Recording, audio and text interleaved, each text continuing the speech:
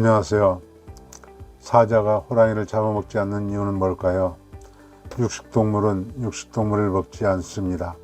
사자는 호랑이를 먹지 않고 곰은 늑대를 먹지 않지요.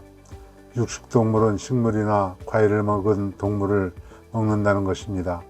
왜냐하면 그것이 모든 육식동물이 필요로 하는 것이기 때문입니다.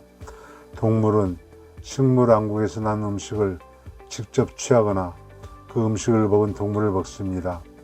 포유류 동물들, 즉 자연 속에서 사는 동물들은 수분이 아주 많은 살아있는 음식을 먹습니다. 그들은 요리나 가공을 통해 수분이 빠져나간 음식을 먹지 않지요.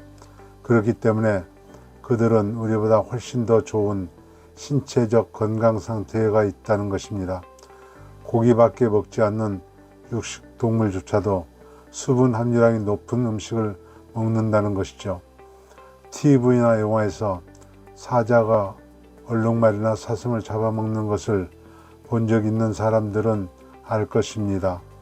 사자는 한결같이 먹이의 안쪽을 뜯어내고 배를 열어젖혀 내장부터 먹습니다. 평화로운 해변에서의 하루가 아니라 정글에서 벌어지는 일입니다. 사자가 얼룩말을 먹을 때 왜 내장부터 먹을까요? 거기에 수분이 가장 많기 때문입니다. 따라서 우리가 해야 할 일은 대부분 수분 함유량이 높은 음식을 적당량 먹도록 하는 것입니다. 수분 함유량이 많은 음식 70%, 농축된 음식 30%로 완벽하게 균형 잡히지 않아도 좋습니다. 그래도 괜찮습니다. 우리는 다른 다이어트와 같이 일종의 감옥과 같은 판결을 내리는 것은 아닙니다. 오늘 무거운 음식을 먹었다 해도 내일이 있습니다. 전날 수분 함유량이 많지 않은 음식을 많이 먹었다면 다음 날은 수분 함유량이 높은 음식을 많이 먹도록 하면 됩니다. 무엇이 되었든 가장 중요한 것은 수분이 많은 음식을 정기적으로 먹는 것이 중요하다는 것을 마음에 새기는 것이죠. 만약 그것을 무시한다면 절대 비만과 질병에서 탈출할 수 없기 때문에 이것을 꼭 명심하기 바랍니다.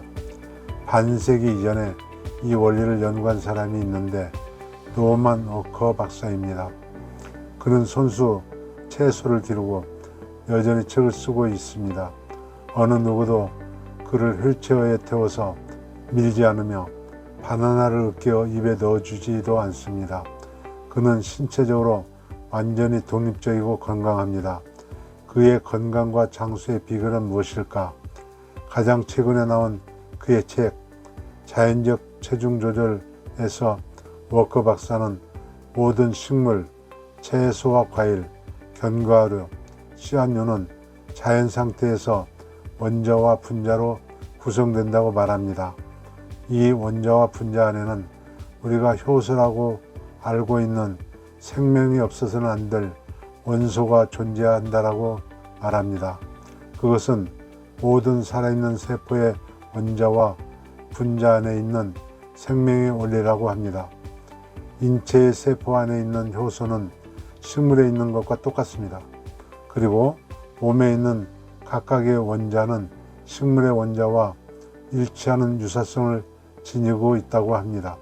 결과적으로 세포를 다시 만들거나 그 세포를 대체하기 위해 특정 원자가 필요할 때 우리 몸은 우리가 먹은 야채나 과일에서 그것을 얻어낸다는 것이죠. 몸 세포와 정확히 같은 종류와 형태의 원자를 자석과 같은 흡입력으로 몸의 그 세포까지 끌어당긴다는 말입니다. 따라서 우리 신체 구조의 모든 세포와 자연 상태의 음식에 있는 모든 세포들은 효소를 통해 생명을 얻게 됩니다.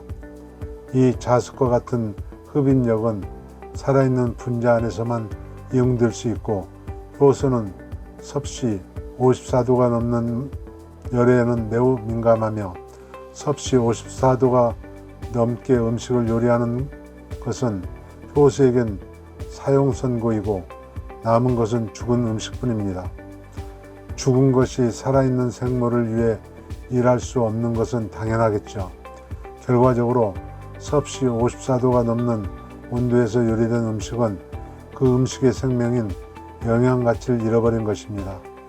그런 음식은 몸에서 생명을 지탱시킬 수 없고, 설사 지탱시킨다 하더라도 그것은 잠시 에너지를 퇴보시킬 뿐입니다. 자신이 저술한 다른 모든 책에서 워커 박사는 날씬하고 활기찬 몸을 유지하는 것이 목표라면 수분 함유량이 높은 음식을 먹으라고 말합니다. 그 말을 한 사람이 바로 살아있는 증거며, 그는 116세이면서 활동적이고 건강하게 살고 있으니 누구라도 그의 말을 들어야 할 것입니다. 1980년대에 로스앤젤레스 타임스와 위클리 월드뉴스는 우연칭이라는 중국 남자에 관한 기사를 실었던 적이 있습니다. 그는 142세로 자전거 타고 있는 사진이 실려 있었습니다. 식사에 관한 질문을 하자 그가 답하기를, 나는 옥수수밥, 고구마, 그리고 다른 과일과 야채를 먹습니다.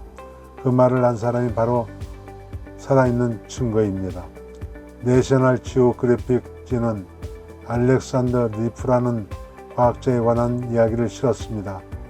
리프 박사는 세계에서 가장 오래 산 사람들을 찾아 나섰는데, 그가 발견한 가장 일관성 있게 장수한 사람들이 살고 있는 세 지역은 러시아의 아부카지아, 에콰도르의 발카반파, 파키스탄의 훈주쿠였습니다. 그는 발카반파와 훈주쿠에서 비만인 사람을 전혀 발견하지 못했고, 아프리카 지역 사람들 중에도 극소수밖에 없다는 것을 발견했습니다. 이 사람들은 놀라울 정도로 질병이 거의 없었고, 암도 없었고, 심장질환도 없었습니다. 더욱이 그들 중 대부분은 100세가 넘게 살고 있었으며 신체적으로도 매우 활동적이었습니다. 이 사람들의 식습관을 연구한 리프 박사는 아프리카 지역인들의 70%가량을 빌카반파와 훈주쿠 사람들은 80% 이상을 수분 함유량이 높은 음식으로 먹는다고 말하고 있었습니다. 리프 박사와 외 노학자들은 놀라서 입이 다물어지지 않을 정도였다고 합니다.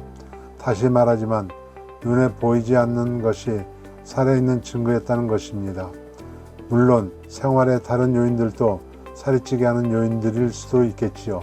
스트레스, 심리적 요인, 직업, 감정, 모든 것이 기여할 수 있으나, 그러나 다른 모든 요인들을 합한 것도 음식만큼 몸무게에 큰 영향을 주지 못합니다.